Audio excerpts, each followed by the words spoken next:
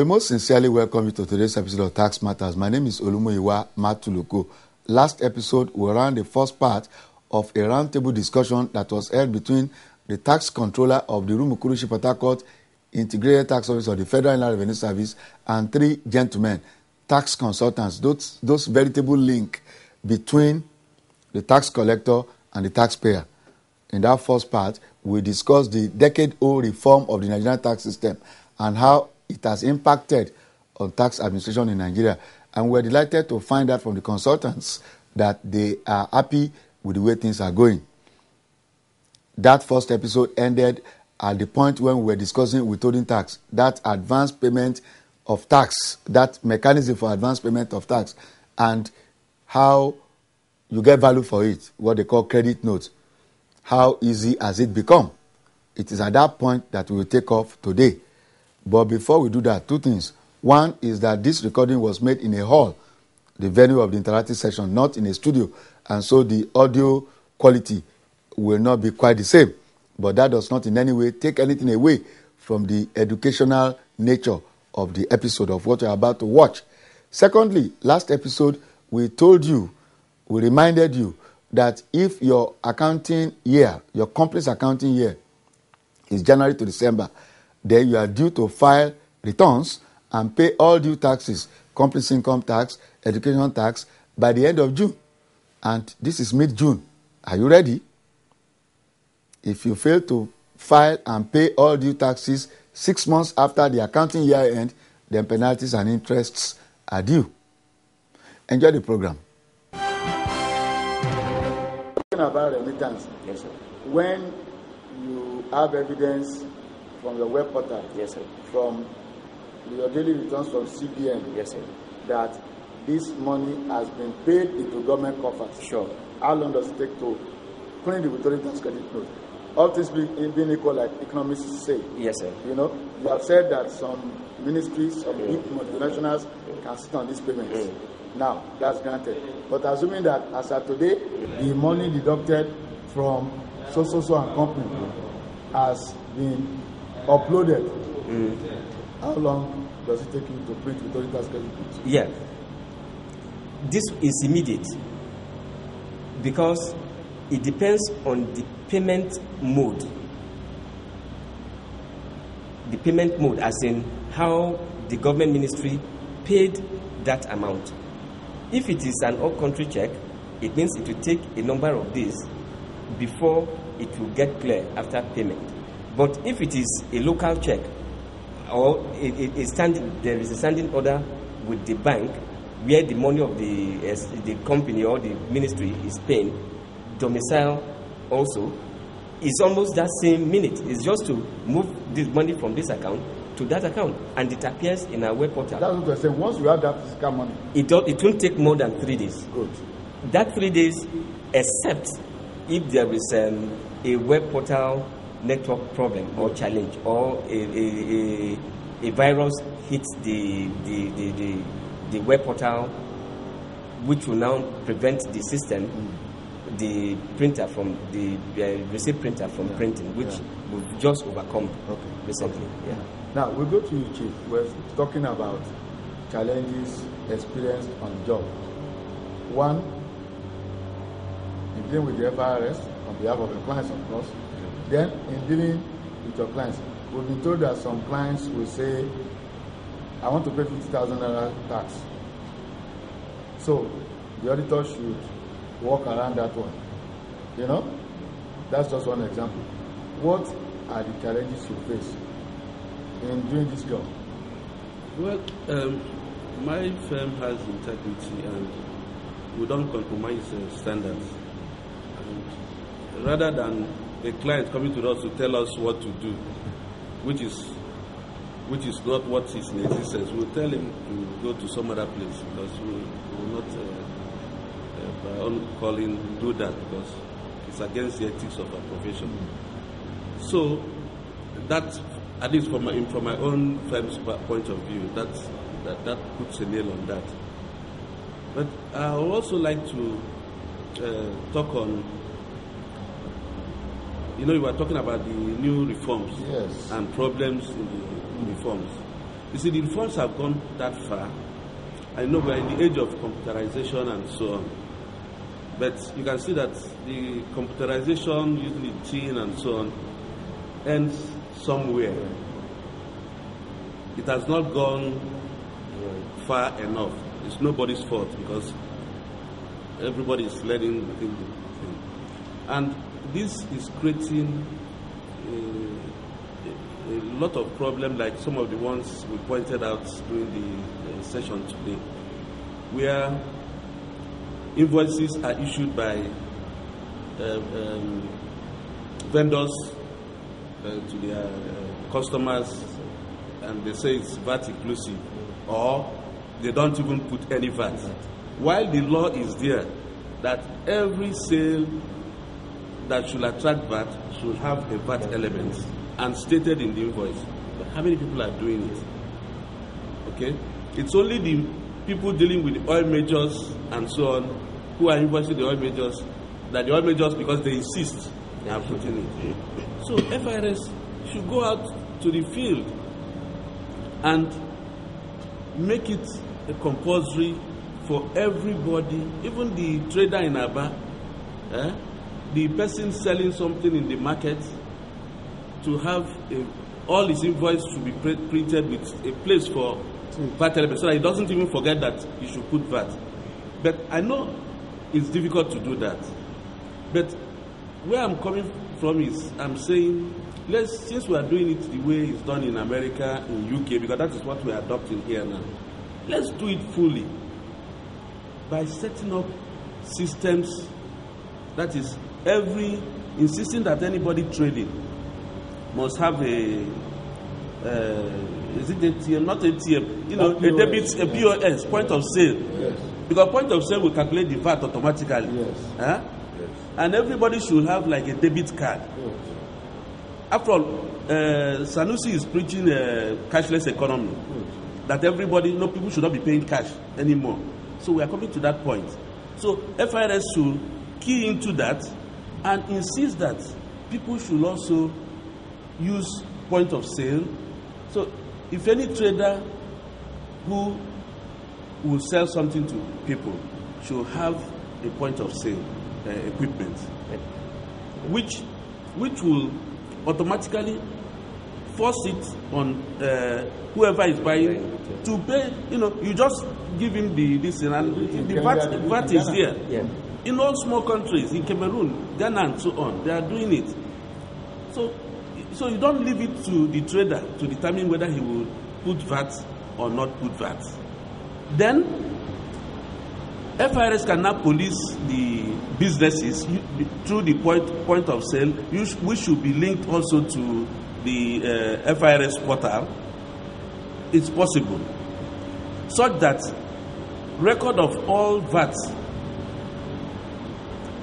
in that point of sale collected reflects. So FIRS will go, because in New York I see their IRS also coming to Lebanese shops, small shops, say yes, sell for the week. They're not collecting cash for them, but they just take record of, because the thing has already gone into the portal. Yes. Just a cross-checking. Yeah, cross-checking. So if we do that, then, because you can see that our clients are suffering now, because these are people who are buying like iron rods from the iron rod market. He buys iron rods of 500 million to supply to NDDC. NDDC has collected VAT in paying the person, but now the invoice for 500 million didn't have a VAT element, because one Igwe and Sons had sold to him. Igwe and Sons Limited, who FIRS doesn't even know. Now, in course of filing the VAT, we'll put input VAT. FIRS controller will now say, well, there was no statement on VAT element in this invoice, so we will not accept it. And that man will now lose, because the VAT should be suffered by the end user, which is like NDDC, not by my client.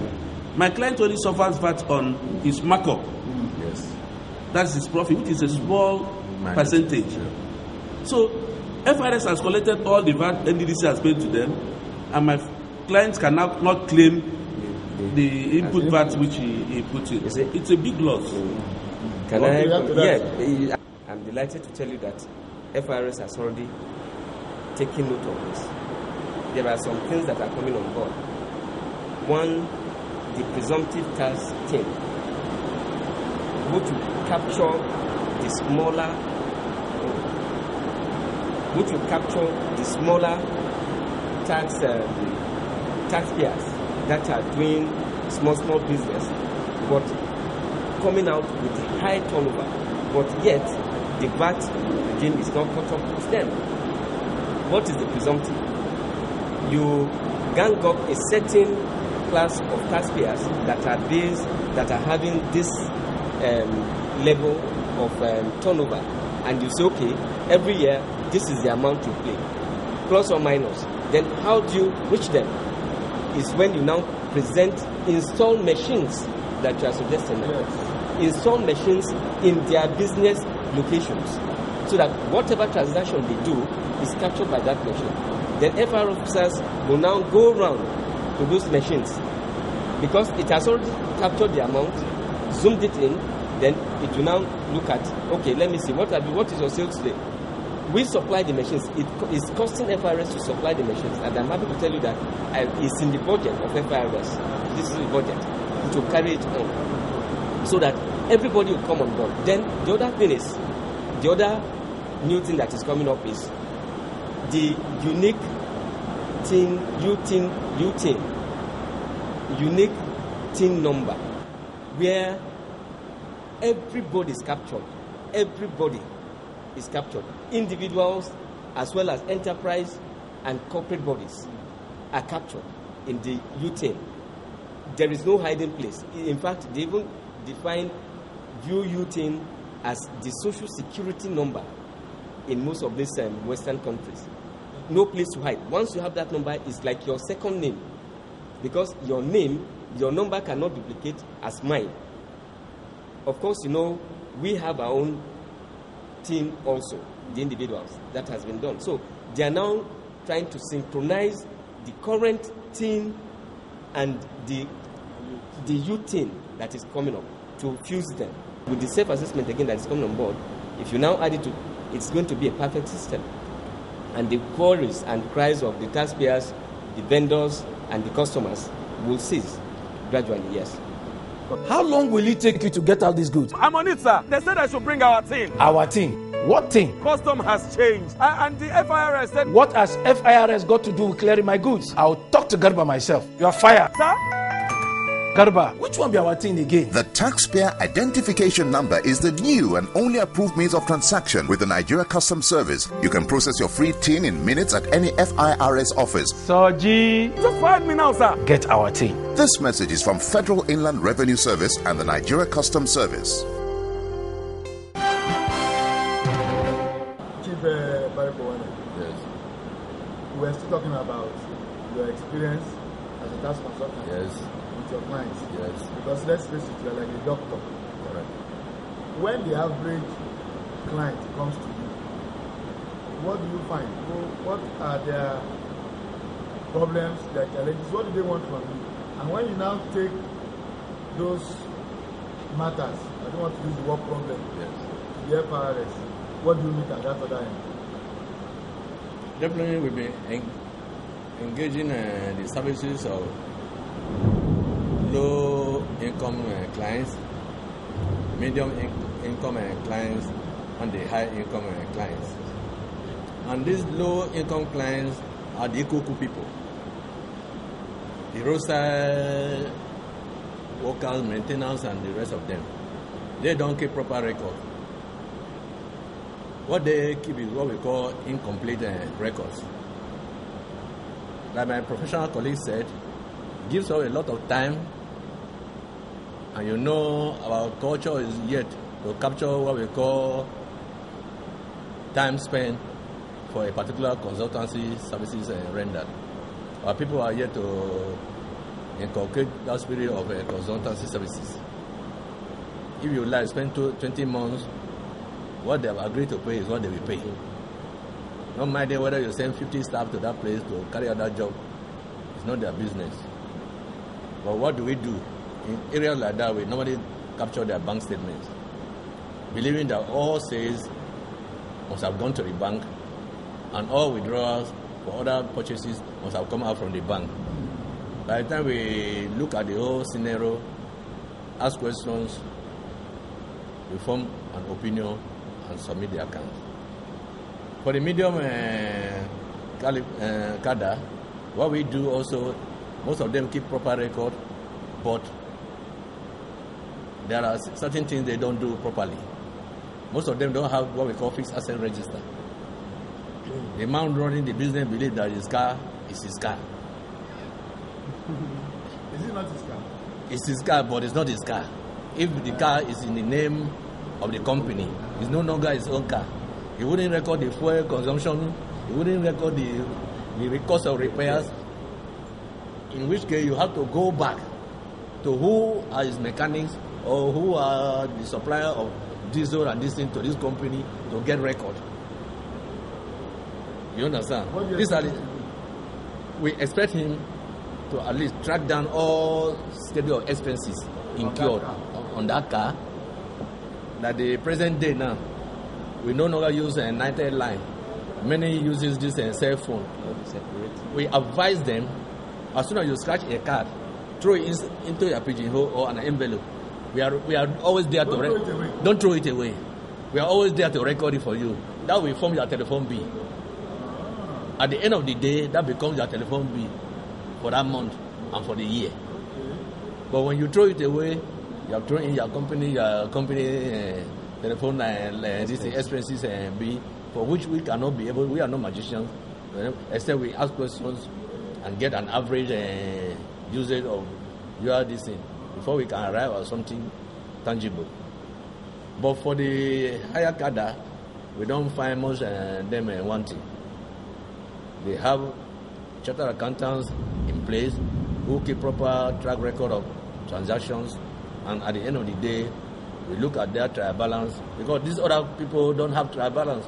We have to do the... What is trial balance? Fine.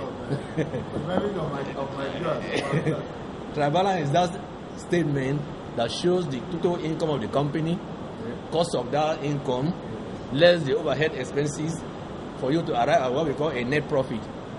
There must be that trade. Trial balance. If you don't have that in place, we normally put it down, put all the records, analyze everything, put the record down, extract our own trial balance before we now prepare the main account and do the audit. It's a double task. And again, the challenges we are having, especially with this big client, is that as they are big, so they are getting bigger jobs from either government, parastatal, or other government agencies. And most of these government agencies do not remit this withholding tax. And the challenge we are facing is that I would love the FIRS department, especially that enforcement department, to move out. Many of them, when asked, why don't you go and pursue this withholding tax, they say, look, the more you exert pressure on them, the more they will take you as a trouble shooting client, and they will not give you a job again. And because they are trying to get more jobs, they compromise and continue to suffer in silence. You understand? Yes. So with that, in that way, most of them can't go. So they will prefer a body like the FIRS to go after these people. At least we have seen this deduction as source. Where is our money? Can we have this money? With that, they are safe. They are playing safe. But when you continually sending them to that place, one big shot will say, "Oh, this man is trying to prove to us that he knows too much. Tomorrow, no job for you." And that is what they are trying to avoid, because everybody wants food on his table. These are some of the challenges we face. And at the end of the day, when these things are being prepared, they end up paying cash again to offset their tax liabilities, because they wanted a tax clearance for another bid. That was why I mentioned during the interactive session that it amounts to double taxation. You've gotten about 10 million naira deducted as source from your job. You can't touch it, and you make too much trouble. They say you are a troubleshooter. They blacklist you, and at the end of the day, you go back home hungry. Another challenges we are having is that most of them complain. We have organized setup that when they buy material, let's take for instance SPDC, we say supply 1,000 units of a computer type to them. You go to a particular shop, you buy the whole thing, maybe 200 million, 5% value deducted as source. When you supply, SPDC pays the whole VAT to FIRS without removing that element of you as the VAT suffered. And this thing keep on fine. And this thing keep on accumulating. Most of them say, how do we get this money? We always advise them, you apply for it, apply and we will give it. But then, before it is given, FIRS will have to conduct an audit.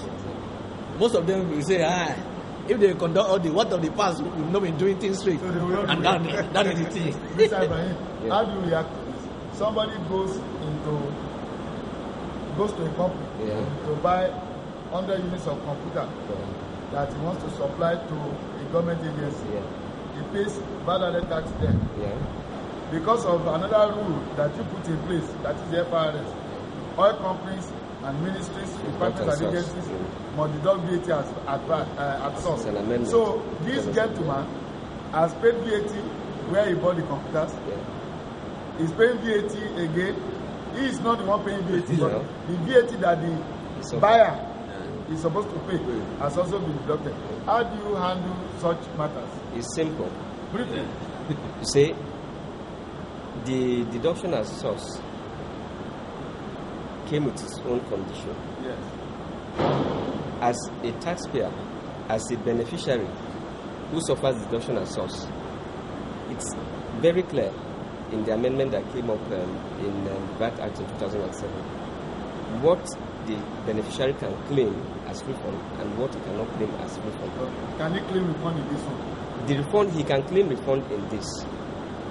What they are saying is he shouldn't write this particular transaction, claim the refund in his normal other transaction VAT he has collected as output VAT to take away the one he suffered including tax deduction as source from. No, it's gate no. We're talking about. Yes, that is what I'm saying. Yeah. Take it from there. He should, on his normal transaction, he can claim the input claim from his output. But from the one deducted as source, he is to physically write FIRS head office, a tax write to the tax revenue accounting through the chairman, claiming his refund. Like he rightly said, most companies don't normally want to take it that way because they will be afraid that in trying to claim that refund, when FIRS staff auditing staff comes to the company to verify and confirm if actually that transaction truly took place. Are their fears not justified? The fears that they have. It's a simple transaction. It's a simple transaction. He has gone to social computers to buy 100 pieces from them, and he has paid VAT. Good. For which he has FIRS not supplied to this oil company. Sure. Which ordinarily is supposed to bear the brunt of the VAT. Yes. That one has done it as source. So that he can take out. Why do you want to audit him? Is it not simple? We want to audit him to be sure. It's straightforward, but we have to get the confirmation that that transaction took place. That is just what we are doing. That's all. After doing that, then now I have to use this opportunity again to tell you that the refund process, the refund account is been funded, and FR has started paying various refunds. We are aware of that. There are various types of exactly. So for that particular transaction of deduction as source, the audit will be done based on the deduction as source claim, refund he is claiming. The confirmation will be done. Then, in trying to do that particular audit for that, JFR staff will stumble into other areas. And that is what I'm coming. That is the fear. Where are you looking for? But we are saying, but we are taking it one after the other. Yes. For this that they are claiming refund for, if confirmed, they'll be paid. Give him his money. They pay him. It will Then help to engender confidence. the other audit, Yes. the other normal audit, the assessment, the self-assessment is being driven by audits. Okay. Because we are giving you the ability to assess yourself. Yes. How do we now confirm if what you've done is when we now go for audit? By the time we now go for that audit is when we now see other VAT issues. We will leave like that. We will leave like that. Exactly. Just as it was getting more interesting, we got the signal that it's time to move over for the next program. Time will time. So, what do? A part 3? Time will tell. But the only way for you to know is to keep a date with us on this same station, same day of the week, same time of the day, next week. Thank you for watching.